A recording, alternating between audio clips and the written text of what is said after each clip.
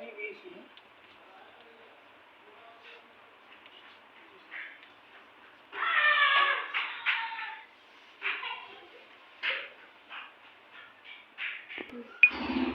है आज का परिवेशीय विषय। तो परिवेशीय विषयों से आप क्या समझते हैं या परिवेशीय विषयों से क्या तात्पर्य है? बच्चा सर्वप्रथम अपने शैशव काल में बोलना सीखता है। वह अपनी मातृभाषा में बोलना आरंभ करता है और धीरे धीरे उसी भाषा में वार्तालाप करता है। इस प्रकार वह बोलते और वार्तालाप करते हुए भाषा सीखने लगता है। हिंदी देश की राष्ट्रभाषा है। देश की अधिकांश जनता हिंदी भाषा में बोलती और लिखती है। हिंदी का भाषा शिक्षण में अत्यंत महत्व है। भाषा शिक्षण मौखिक रूप से प्रारंभ होती है। मौखिक शिक्षण दो प्रकार का होता है। नंबर एक, शिक्षक व विद्यार्थी भाषा द्वारा ही बोलते तथा वार्तालाप करते हैं। मौखिक ध्वनि के द्वारा एक दूसरे से वार्ता का भावों का आदान प्रदान करते हैं। नंबर दो, विद्यार्थी तथा शिक्षक के संपूर्ण सूत्र की भूमिका पुस्तक द्वारा निभाई जाती है। पुस्तक की लिखित भाषा को वाचन करते समय ध्वनि में परिवर्तित किया जाता है।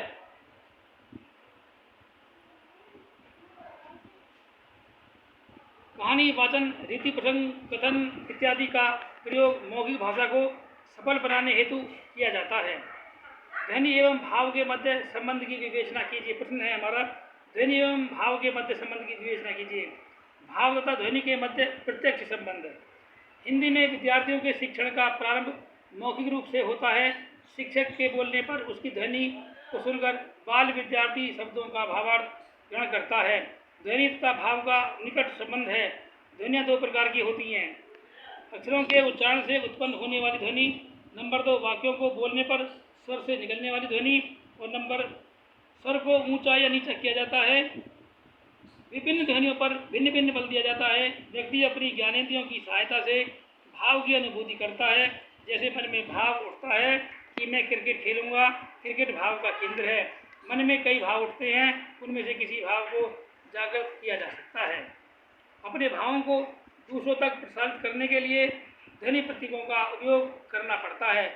इन ध्वनियों के मेल को शब्द कहते हैं। जब शब्द बोले जाते हैं तो उसे भाव कहा जाता है।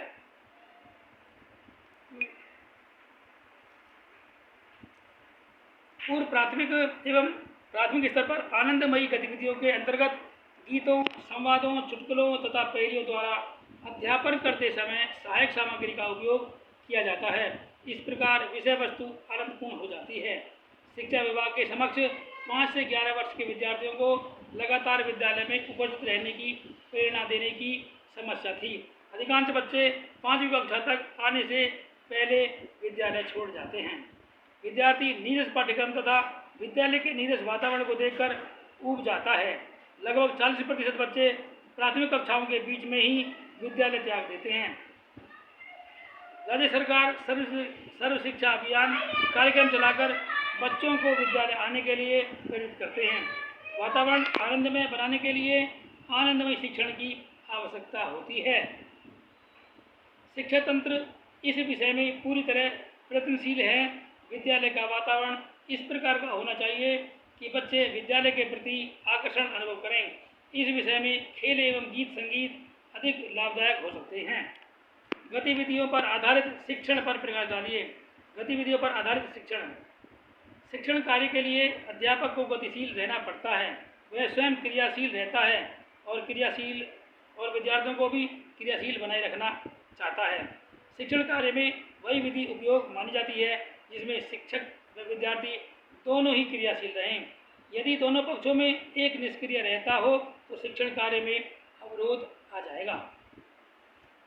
यदि कठोर अनुशासनवश विद्यार्थी निष्क्रिय होकर भी कक्षा के बाहर नहीं जा पाता तो वह विवशतावश कक्षा में बैठेगा। उसका शरीर कक्षा में रहेगा परंतु मन कहीं और होगा। पढ़ाई में उसका मन नहीं लगेगा। वह विद्यालय से पलायन करने का मन बना लेगा और हो सकता है कि वह विद्यालय छोड़ दे। यह एक घातक प्रवृत्ति होगी।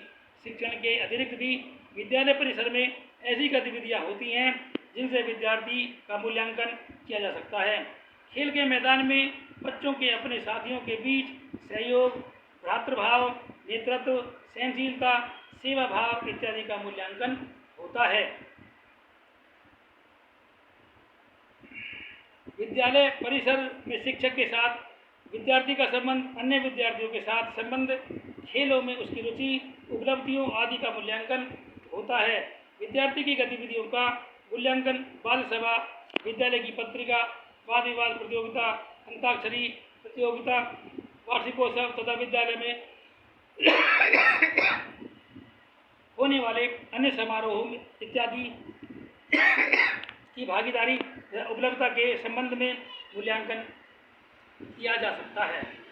विद्यालय में बाहर की गतिविधियों में भागीदारी जैसे गांव अथवा कॉलेजों में, कॉलोनी में एकांकी नाटक, गीत संगीत, साहित्य प्रतियोगिता, स्वच्छता कार्यक्रम, वृक्षारोपण, प्रदूषण उन्मूलन, पर्यावरण संरचना, पल्स पोलियो अभियान अथवा प्रौढ़ शिक्षा इत्यादि में विद्यार्थियों की उपलब्धता तथा रुचि का मूल्यांकन किया जाना चाहिए।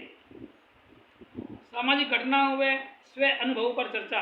अध्यापक को कक्षा में कभी कभी विद्यार्थियों के समक्ष सामाजिक घटनाओं का वर्णन करना चाहिए। घटनाएं इस प्रकार की होनी चाहिए जिनसे विद्यार्थियों को शिक्षा एवं प्रेरणा प्राप्त हो। अध्यापक को प्रेरणाप्रद सामाजिक घटनाओं का वर्णन करते समय अपने जीवन के ऐसे अनुभवों का वर्णन भी करना चाहिए जिनसे बच्चों को शिक्षा प्राप्त हो, उन्हें कठिनाइयों से संघर्ष करने का साहस उत्पन्न हो इत्यादि। लघु प्रश्न, अति लघु प्रश्न बता रहे हैं थोड़े से। मौखिक शिक्षण कितने प्रकार का होता है? ऐसी बात है, मौखिक शिक्षण 2 प्रकार का होता है। ध्वनि कितने प्रकार की होती है? ध्वनि भी 2 प्रकार की होती है। शब्द किसे कहते हैं? अपने भावों को दूसरों तक प्रसारित करने के लिए ध्वनि प्रतीकों का उपयोग करना पड़ता है। इन ध्वनियों के मेल को शब्द कहते हैं। गतिविधियों पर आधारित शिक्षण से क्या आशय है?